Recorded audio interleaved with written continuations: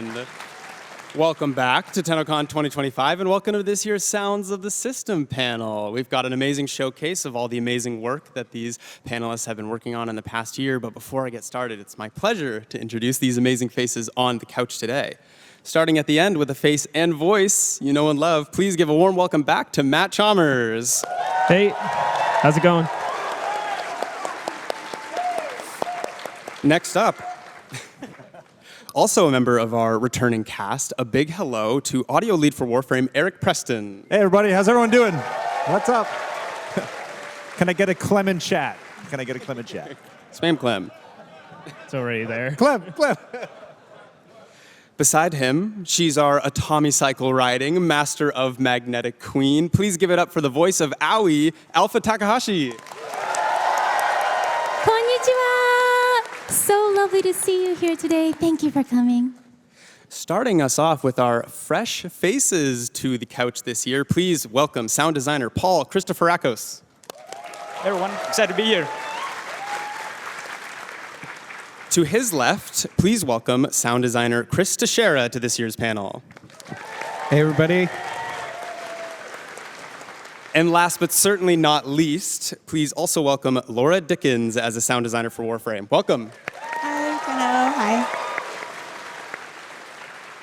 My name is Zach, and I'm a senior community manager, and I will be your auditory pilot for today. And before we get into it, let me hear you guys. Who was at Tenno concert last night?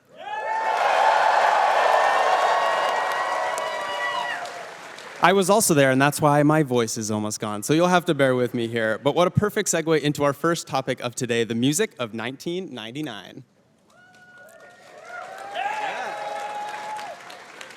Matt, the last time we chatted, we had only teased some 1999 songs. Now we have over 20 original songs in 3 albums across 1999 and TechRot Encore, the most we've ever done for a single update. Tell us a bit about that process. Where did it all start? Well, it started a couple years ago with See Into the Flesh, where we played that in 2023 at TennoCon. And yeah, that just started with Erich being like, hey, we're getting started on this 1999 thing. And you gave me some references, and I started to figure out what that sound would be, and while still sounding like Warframe.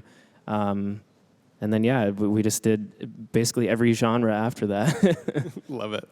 I absolutely loved hearing them at the Tenno concert last night. It was a rager.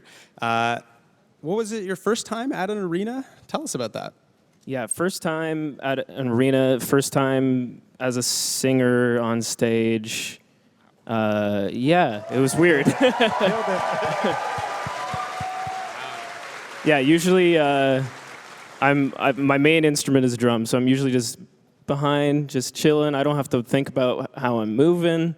So yeah, that was a lot of new stuff for me. It was absolutely spectacular. Erich, we travel across so many different vibes in each of the songs, some even lending themselves to a proto-frame. How does each personality form through the songs? Yeah, it's a really fun process, actually. We take a lot of time, like Matt and I will listen to a lot of references, like you said. And usually what it comes down to is just trying to create an interesting, like, diverse playlist of all the tracks. We don't really ever want 2 things to sound the same. You probably notice that across a lot of our updates, too, how we're always kind of changing the musical style up. So there's like a real conscious effort there to try and keep things fresh and to try new things. And like, as you know, Warframe, we go to so many cool places in the game that it's a real treat for us to kind of work with that and try to introduce new melodies, new textures, use new instruments just to create a lot of different flavors of ice cream. So 1999 was like a playground for us. Basically, doing our research, I listened to a lot of music through the 90s growing up, so it was a real joy to be able to go through all those tracks and just figure out which ones to share with you guys. So, yeah. As someone born in 1999, I really recognize those 90s songs. Yeah, they really resonated with me. So it took me right back to high school dance. Love it. Of course, music is just one aspect of such a huge update. The sound effects play an equally important role. Laura, how was it designing sound for 1999? Was it different than a typical Warframe update? Yeah, for sure it's different.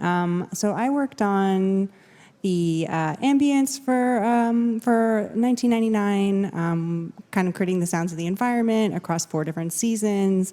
I also worked on the Kim system UI sound effects and various other gameplay elements for the update. And I would say that the main difference for me is that that's a real world reference, right? So you're using the sound of a modern city as a reference. You're using the sound of technology from a specific time as a reference.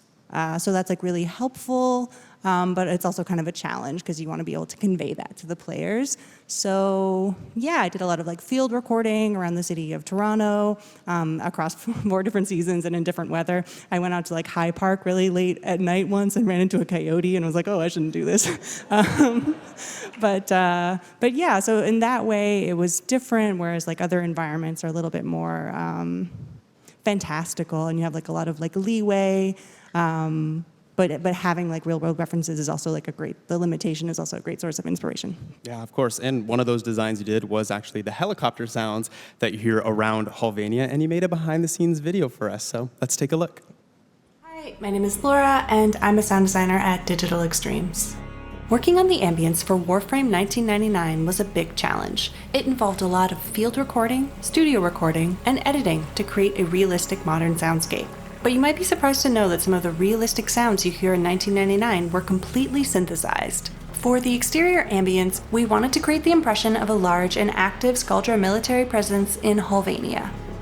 To achieve that, I designed the sound of distant helicopters using the Korg MS-20M synthesizer. To start, we're going to set the VCO1 waveform to noise. Then we'll send the LFO to the low-pass filter. Then I'm going to set the waveform to a downwards ramp shape. You can then control the cutoff of the filter by hand, or if you want a more bandpass effect, you can use the rubber band technique on the low and high pass filter together. If you want it a bit darker and heavier sounding, you could try adding some pink noise.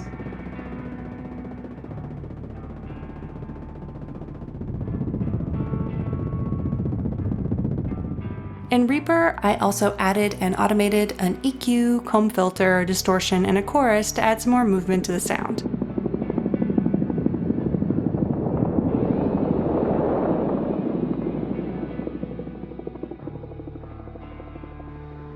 To position the sound in space, I added some panning and volume automation and set it to a short-ish dark delay and a convolution reverb.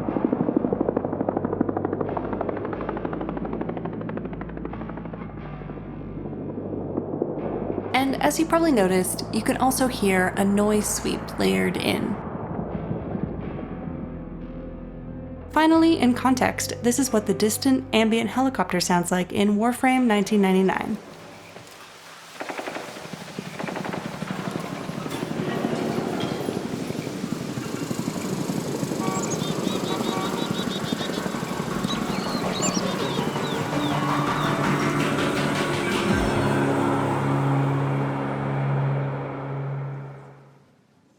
Incredible. Well done.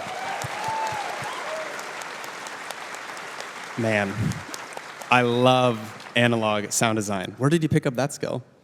Yeah, so in my 20s, I used to work at a boutique synthesizer store, and one of the perks of that job is that you could take home equipment to use and learn with, just overnight. So I learned a lot of principles of sound design there, and I also got to meet a lot of great artists and instrument designers, and that was kind of a formative job for me. Yeah. That's so cool. Thanks, Laura. Not only did we get great music and masterful sound effects, we also had incredible performances from our latest cast, the Hex. Alpha, you are our second proto-frame to be introduced to us back in May 2024. Time flies. How was your introduction to the Warframe community? The experience has been extraordinary. I just want to take a moment and say that Warframe and last year's TennoCon, especially in particular, has changed my life. So much of my life, I've been afraid of human communication. Meeting new people, just the idea of it terrifies me.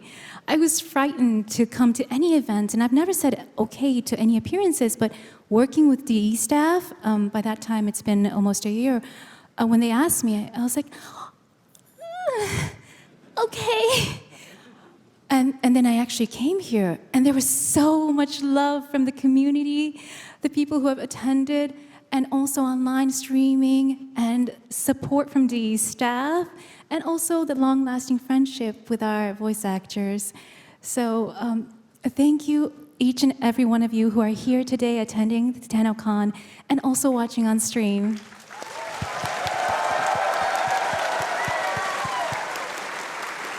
No, thank you, Alpha, for lending your voice to my favorite character in the game. So, you've also lent your talents to other games as well. But how was it recording for Warframe? Do you have a favorite line? Ooh.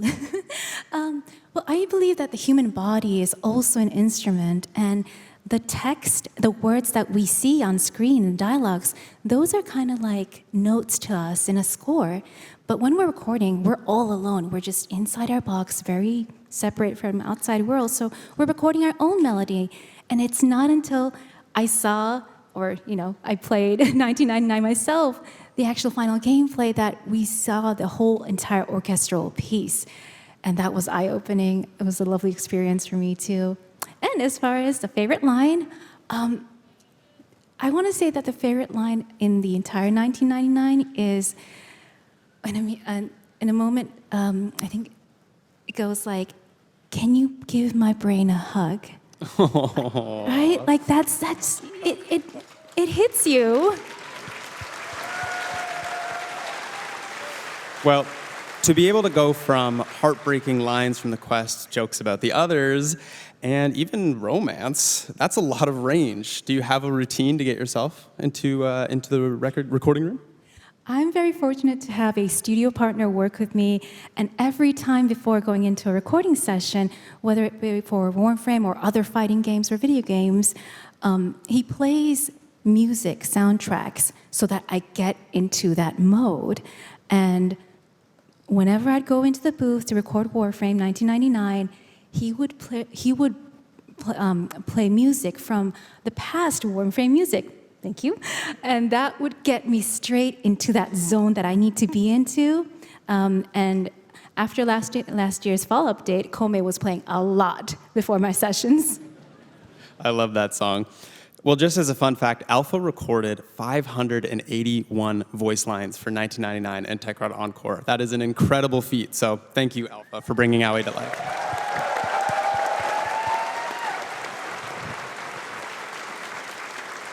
Of course, 1999 brought with us two polar opposites, the Tekrut and the Skaldra. Not only unique in their looks, they're also accompanied by masterful sound design. Paul, you worked on both these factions. Tell us a bit about step one with the sound design for these guys. Yeah, so every time we work on a new faction, our first step is establishing their voice. We always find that's the most important aspect because not only is it the most recognizable one, it then kind of dictates how all their abilities will sound. So with the Tech Rod, we obviously had a lot of their voices established because of the whispers in the wall quest. One of our sound designers, Giovanni, he really kind of pioneered that sound. So when it was time to work on 1999 properly, it was just about kind of following that blueprint that he had laid down. We used everything for the voices, our own voices, any device from the 90s that would produce a sound, like a pager or a cell phone ringtone, dial-up modem, arcade jingles, all that kind of stuff. So yeah, and as a fun fact, when I was working on the Babao, it was obviously our mini-boss of that faction. It was very hulking, it was very intimidating. And I was like, hey, Erich, let's check it out. And I was like, I think I got to a pretty good spot. And you were like, it's missing something.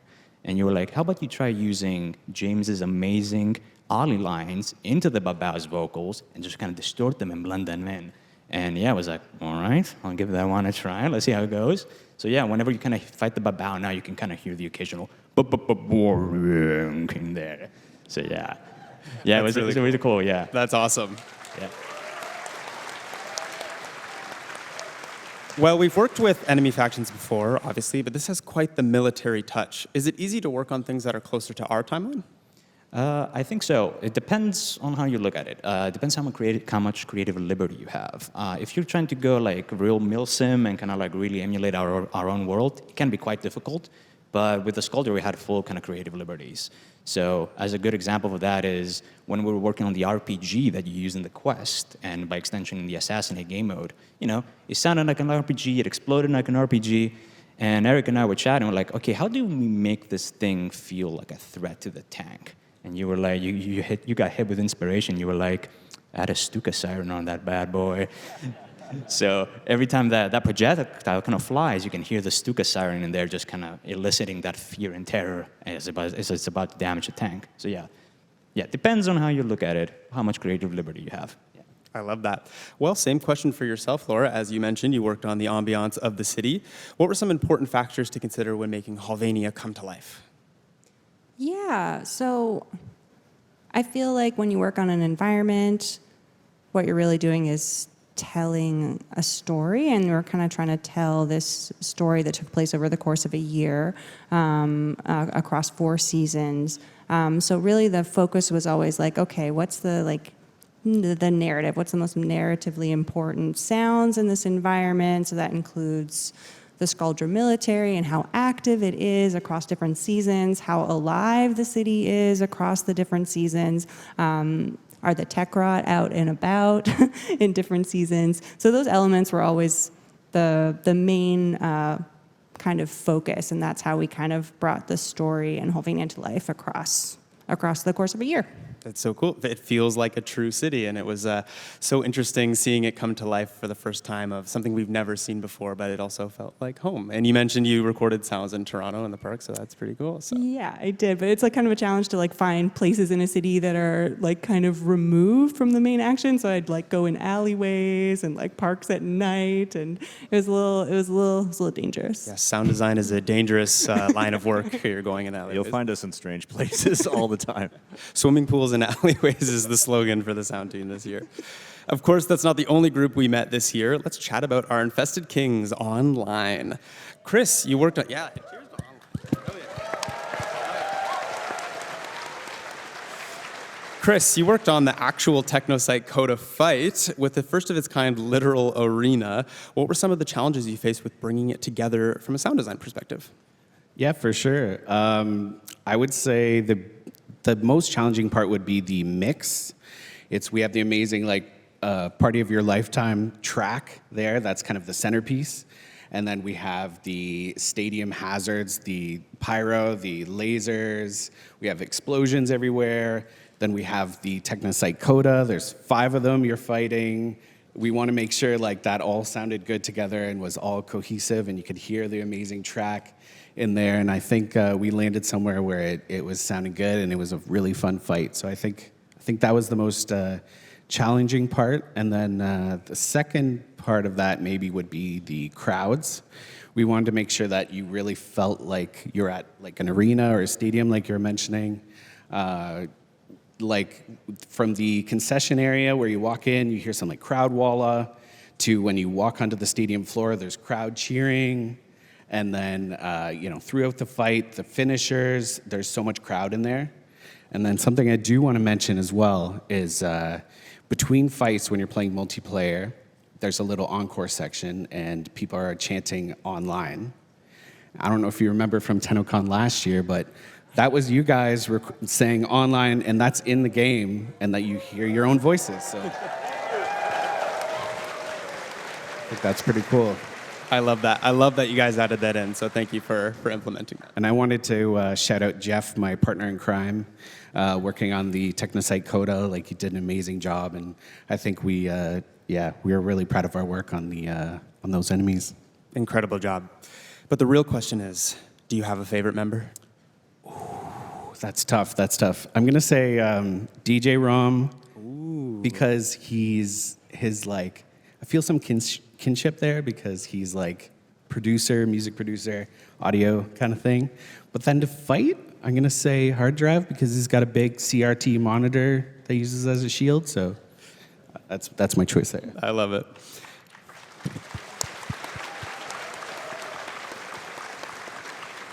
Well, Matt, you worked on these songs with Online. How was it seeing mesh into the gameplay?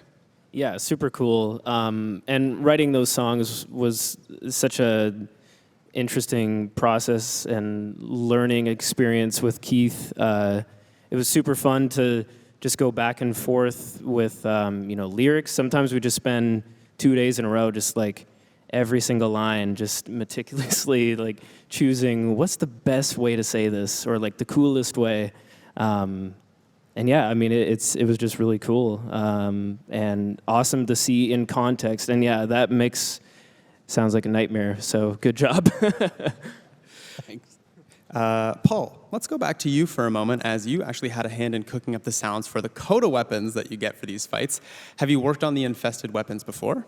No, it was my first time, and as a matter of fact, as far as I know, this was the first infested weapon batch we dropped in a really long time. So it was interesting to kind of revisit that faction with the lens of the tech rod, obviously, right? So I really wanted to give each of the three unique weapons their own personality and kind of vibe, and I spent a lot of time just thinking about, what's the through line for each of these three weapons. Obviously, with the dual Torxica, I tried playing around with an infested gunshot, but what we found was just relying on a real natural gunshot and then having something on the tail to tell you that it's an infested weapon worked at the best. So every time you're kind of shooting that weapon, it feels nice and punchy, and then when you stop shooting, you kind of hear the spin down of the barrels, and you hear that little infested screech in there.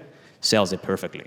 And then obviously the Coda Motovore, wow, what a weapon that was. A big hammer wheel with the occasional teeth and or spikes on it, depending on your damage type. That's crazy. So for that one, I really wanted you to hear kind of the sputtering engine, kind of revving as you hold the weapon, and kind of the spokes on the wheel too. And the occasional kind of infested vocal in there really kind of sold the vibe. And then, of course, we had the star of the cast, the Coda Bass Assist. Wow, what a weapon that one was. Just weaving in dubstep sounds was like, okay, let's do this. Let's see how that works out, yeah. I can tell you from experience that weaving in any form of tonal or musical element into a weapon is like a recipe for disaster, because you spam it so much, it can sound super grating and annoying. So Erich and I, we did a lot of back and forth, figuring out what's the right balance, how do we want to make it sound, and at some point, I think I had like 24 notes that would play like a whole song. We stripped that back to 8 notes. It made that feel more satisfying, a little bit more tame too. And yeah, I haven't seen any complaints on the forums. I think we did a pretty good job with that one. I hope. There you go, fan favorite. Well, you did spoil us, and you put a little video together of how you did the sounds for the Coda Bass Assist, so let's take a look at that. Hi Tenno, my name is Paul, and I'm a sound designer at Digital Extremes. Today, I'm going to give you a quick breakdown of how I made the dubstep sounds of the Coda Bass Assist. First, let's take a listen to how it sounds in-game, and then we'll jump over to my Reaper session.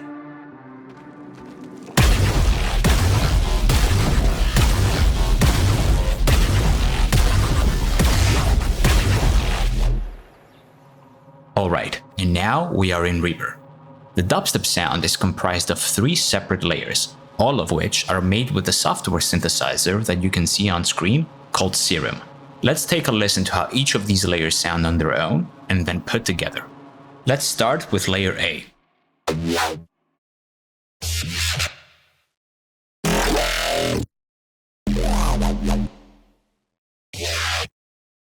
And now everything in layer A combined. Let's move on to layer B.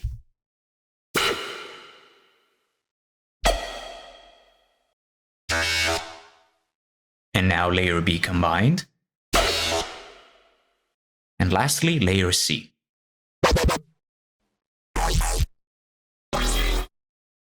And everything in layer C combined.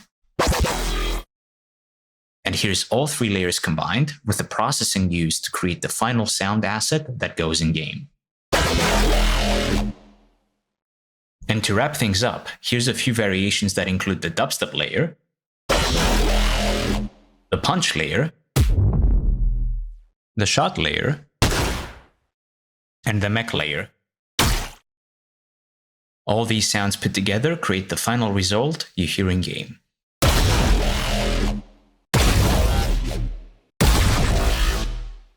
And that's how the dubstep sounds of the Coda Bass Assist were made. I hope you enjoyed this quick behind the scenes look, and I hope you enjoy the rest of the show. Bye. Amazing. This stage just made me realize that my speakers at home are not as good as the ones here. That's pretty basic. Well, that's amazing stuff, Paul. Thank you very much. And as much as I would love to chat 1999 for the whole hour, let's take a look back at last year's post-TennoCon update, Koumei and the Five Fates. Other than Prime Warframes, Warframes don't really get their own theme songs, but Koumei's theme song, What Is My Fate, is such a banger. How was it working with Matt, Erich, to create something that would play as a theme song to an entire mission? This was a fun one to work on, I think. So this one kind of started off with, I remember putting together some references for Matt, sitting in my office going, okay, what are we going to do for this one? I think the first thing that I did was I like to kind of like, again, I mentioned it before, look at references, get some ideas. And I remember kind of looking at the Japanese top 10 pop chart and kind of getting a vibe for what tracks were on there and the sound that you get from it, because we wanted it to feel like authentic and kind of an homage to that. And ended up finding one cool track called Tokyo Calling. I don't know if anyone knows that track. But if you listen to that one, there's some influence that comes from that kind of gives like the drive and that kind of like poppy in your face feel to it. And then, yeah, I mean, Matt masterfully wove that in with other themes and elements, different instruments that are inspired by kind of the visuals and the vibe of the update. So yeah, that one was super fun, and I think it turned out great. So. Yeah, it's so unique, and you just mentioned the instruments as well. Do you know the names of some of the unique instruments that you guys were using for this? I had a bit of koto in there, but the main thing was the vocals, and I had an amazing vocalist, Chihiro, help out with the vocals, but also the Japanese translation, because I wanted to make sure that it made sense and I wasn't just using Google Translate. And so when I was working with Chihiro, I was like, okay, here's a line. How do I say that? And then she would give me the pronunciation, and then I'd be like, oh, okay, it's that many syllables now. And then I'd be like, well, if I shorten it, which word can I take out to have it make sense still? So yeah, I was very careful about that. And Alpha, did I do okay? Kono toki. Whoa, mateta. Kono toki. Oh, mateta. It goes, I think it means something like, I have been waiting for my fate. Yeah. There's a lot of like brutal lyrics. I can't remember all of them, but there's some creepy stuff in there. It's engraved in my brain at this point. I think that's my favorite song. Thank you. It was so cool. Such a banger and such a unique update for so many reasons. Chris, you had a hand in bringing the Koumei Warframe to life. Tell us a bit about that. Yeah, absolutely. Koumei was probably one of my favorite Warframes to work on so far. Really unique frame. There's so many special things about Koumei, but it kind of all started with the gamble frame, right? So it started with the dice rolls. So I was rolling dice on different surfaces. How does this sound? How does that sound? You're going to hear it all the time, so I wanted to make sure the dice were good. And I think I hit that mark when Erich sent me a message, and he's like, I think you got it. It sounds like I want to eat them. And I was like, yeah, I think that's it. It's like M&Ms or something in your mouth. So Erich. And I was like, I get that sense too. So yeah, I think that was good. And then it was really cool to work with Japanese style instruments. So I got the koto when you roll sixes, and I got Japanese Shinto bells in there. There's so much to it. Also, I found the heels looked really cool, and I was like, I think this frame needs like unique footsteps, like some clicky, kind of like where you're walking around. So I made footsteps for different surfaces. Anything you walk on kind of sounds like heels. Felt like it matched the character. So yeah, that was a really fun one to work on. It's so cool. And of course, the ability sounds of every Warframe are always super unique, but you put a little behind the scenes video for us together to show you how you did it. Yeah, let's take a look. Hey everyone, it's Chris from the sound team. Today I'm going to show you how I made Koumei's Bunraku ability sound. Koumei's fourth ability, Bunraku, blasts enemies, giving them a variety of status effects. But what's most awesome is she turns enemies into marionettes. I wanted to build on this concept by envisioning enemies were physically turned into wooden puppets along with a music box tune while they danced. To do this, I picked up a wooden build-it-yourself music box kit. It played a cool little tune, but I wanted to make something custom. I started recording it note by note. Instead of sampling in the traditional sense, I used Reaper to split out the notes and put them on a grid to start constructing my song. That way I could splice in mechanical clicks and chords to make it more natural sounding.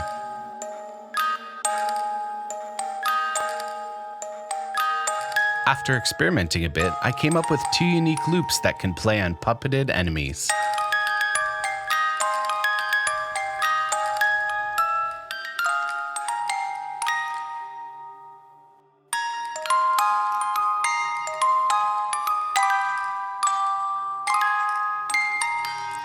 I also used some of the wood that came with the kit, as well as some dowels to make the enemy movement sounds.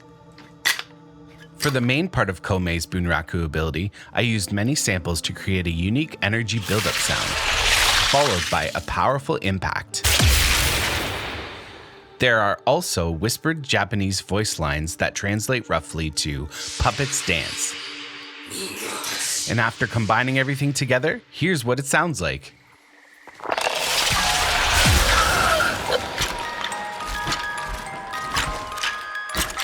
Thanks for watching. Enjoy the rest of TennoCon.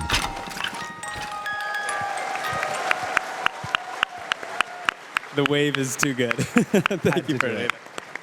So good. Also wanted to mention the whispered voice is none other than Alpha. That was my voice? That was your voice, yeah. Yeah, surprise. Thank you. Thank you. Now I have to play it again.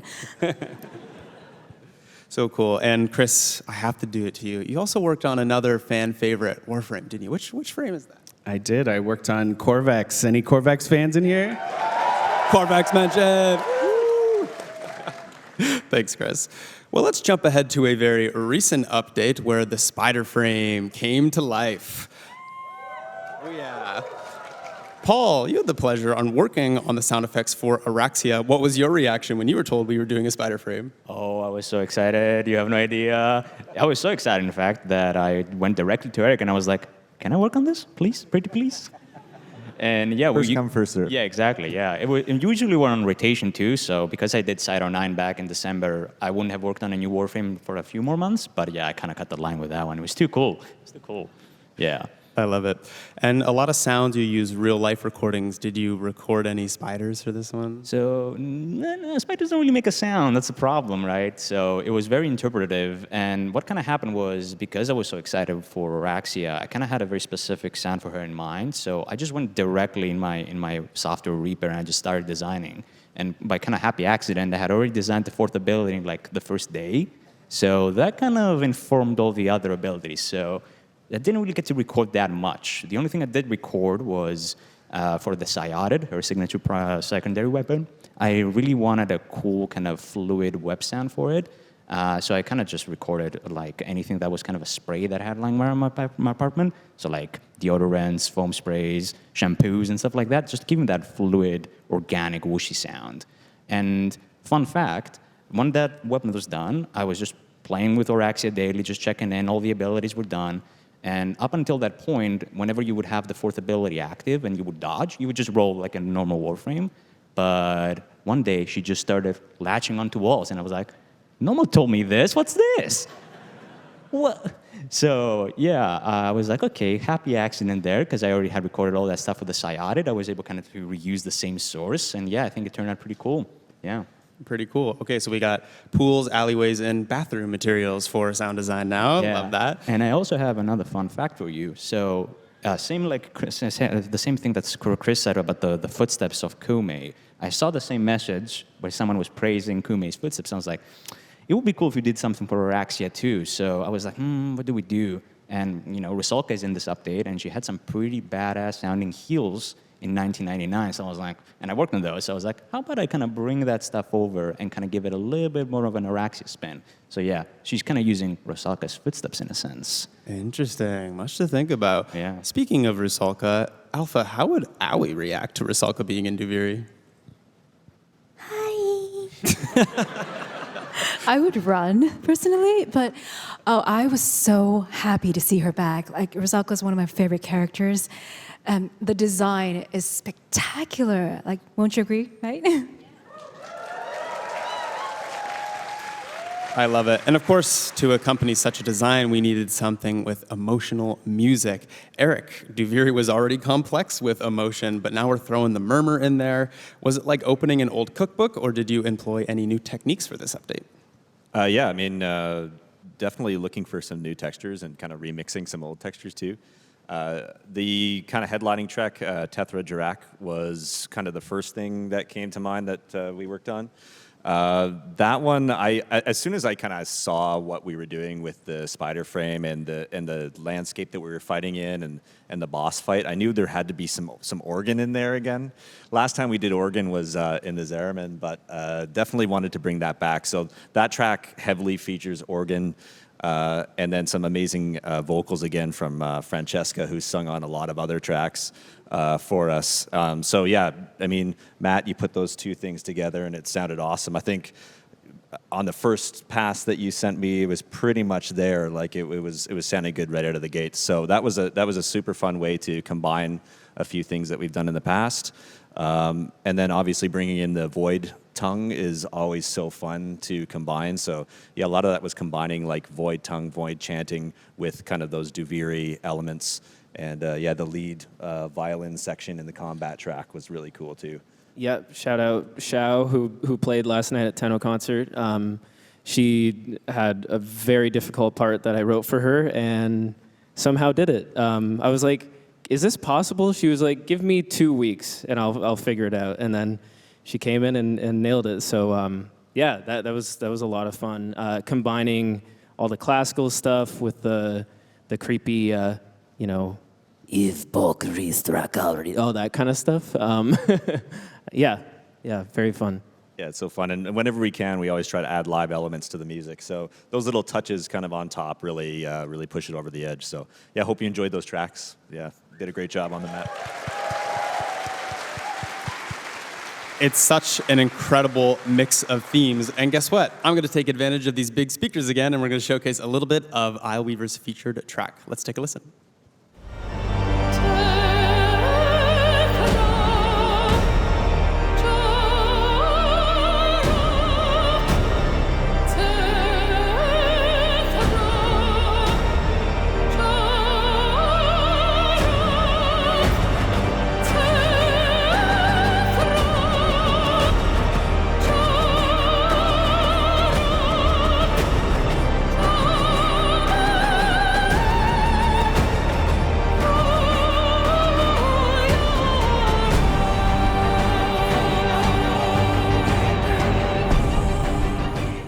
Oh, chills. Yeah, incredible. Fran. Shout out, Fran. Now, as you know, we are celebrating our 10th TennoCon, so I thought, what better time to look back and reminisce? So I've got a question for everyone here. We'll start with you, Matt. How have you evolved your craft over the years?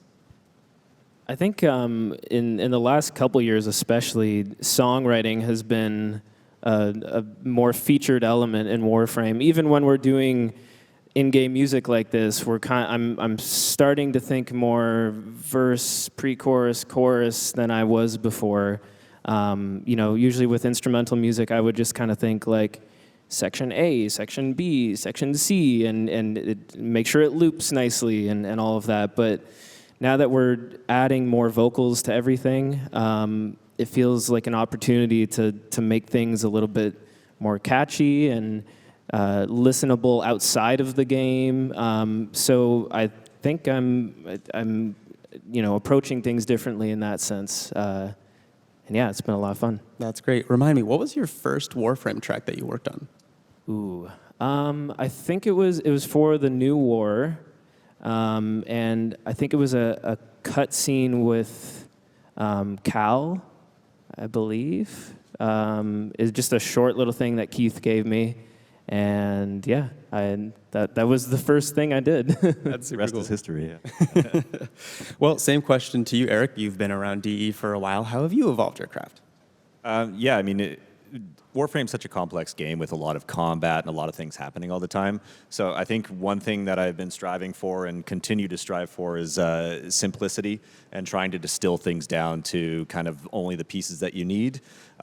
Doing that not just with how many sounds are playing and things like that, but distilling emotion down in sound effects and music, and just trying to make things as digestible and readable as possible. It's a big hill to climb, and I'll probably always be climbing it. I love that simplicity. Alpha, same question for you. I've been learning that staying true to yourself can be sometimes very, very powerful. I've been with DE since 2023, and even the course of just the Always dialogues, I've seen the progression of the writing, and it's become sort of closer to what I'd actually say, you know, even in the truck scene. I'm not going to say it right now. Very memeable.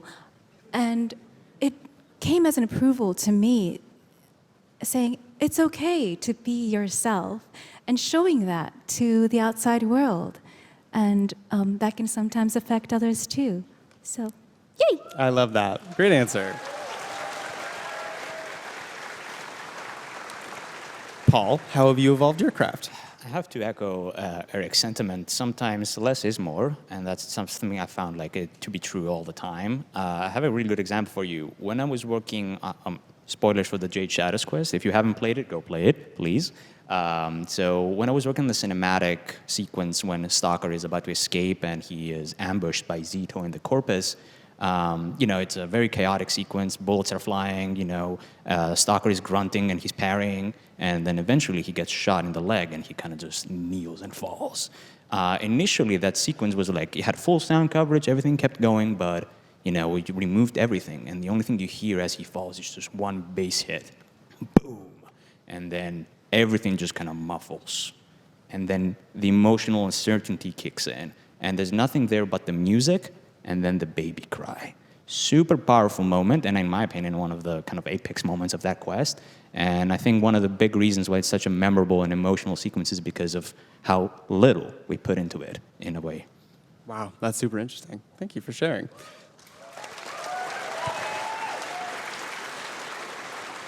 And Chris, on to you. Same question. Yeah, for sure. I think when I would record something or start layering in samples for a sound, that would kind of be the sound as is, kind of like that, maybe some effects and things like that. Now I would say I'm more creative with time stretching and pitching, and like the sounds I recorded aren't so sacred. I will mangle them in special ways to make, you know, to wrestle really cool sounds out of them. One example would be Stalker's ship. I took some of his weapon sounds and his voice, and I pitch shifted it, and it turned into this like crazy sci-fi ship sound just from his voice and his weapon sounds, pitch shifted, stretched out, like just, you know, as simple as that. So. Wow, that's super. It's almost like molding with clay, but for sound. That's super interesting. Thanks, Chris.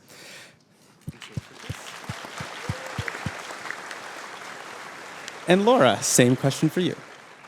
Yeah, so I'd say the biggest way in which my craft has improved, I also started in like 2023, would be just working with a team, with an incredible team, getting their insight, getting their feedback, getting to like experience their work and see how the sausage is made. That has been the most impactful on my craft. So working with others. I love that. And a huge shout out to Laura for making a fan favorite, the Palm 2 music that you hear for the Kim Chat. This is Laura's specialty. So.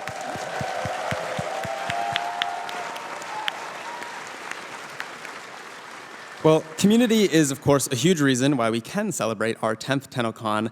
And I just have to say, under every comment section of the videos that we post, you guys are giving our amazing sound team such huge praise. My favorite comment is that DE is just a music studio that makes games on the side. So big round of applause to the whole sound team at DE.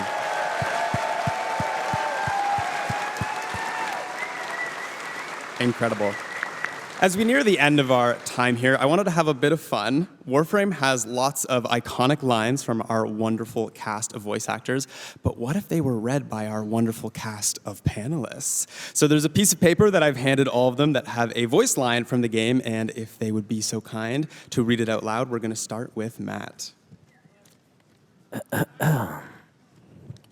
I'm very excited now. The anticipation, ooh. I always learn so much from a live dissection. Incredible.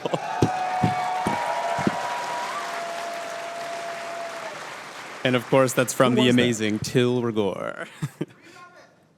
Okay, Erich, you're up. The Void Storm's intensity is approaching level 5. 5 is the worst, by the way. Amazing. Thank you. And Alpha, your voice line. Let's see. Objects that have affected one another continue to affect one another even when they're separated. I've missed you. Oh, love it. All right, Paul, you're up. Your weapons make music, and the enemy calls for a song. Amazing. And Chris. Remember to take care of yourself, operator. Pressure creates diamonds, yes, but it also creates rubble. Awesome. And Laura. Dream not of what you are, but of what you want to be. Oh, a classic. Thanks, Laura. I have a piece of paper too. Look at them, they come to this place when they know they are not pure. Tenno, use the keys, but they are mere trespassers. Only I, Vor, know the true power of the void.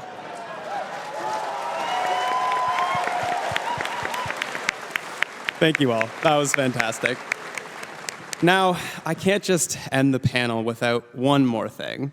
We're just 2 hours away from learning about the next chapter of Warframe, but how do you guys feel about a little bit of a tease?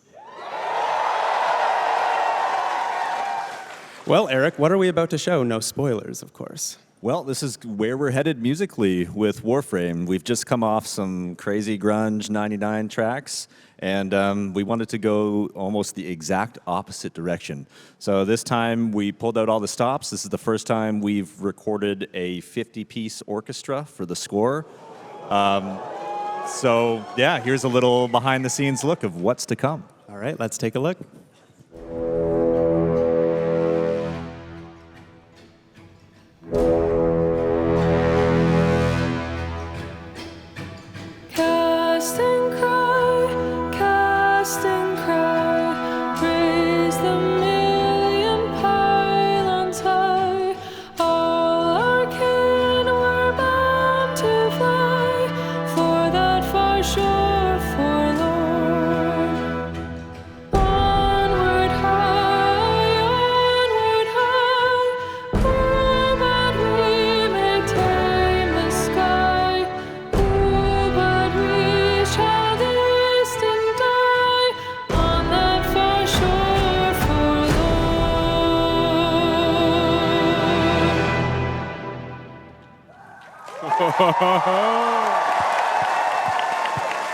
Chills, chills, chills, chills. So stay tuned for Tenno Live to see where that music will play tonight.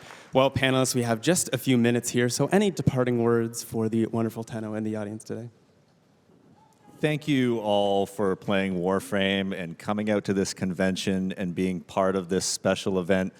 I hope you all enjoyed that concert last night if you were there, and just cannot wait for you guys to see what's coming up. So thank you. Amazing. Well, thank you to my amazing couch of panelists. Thank you to the whole sound team at DE and DE as a whole. Thank you guys for watching, and stay tuned for the narrative panel up next. Thanks, guys.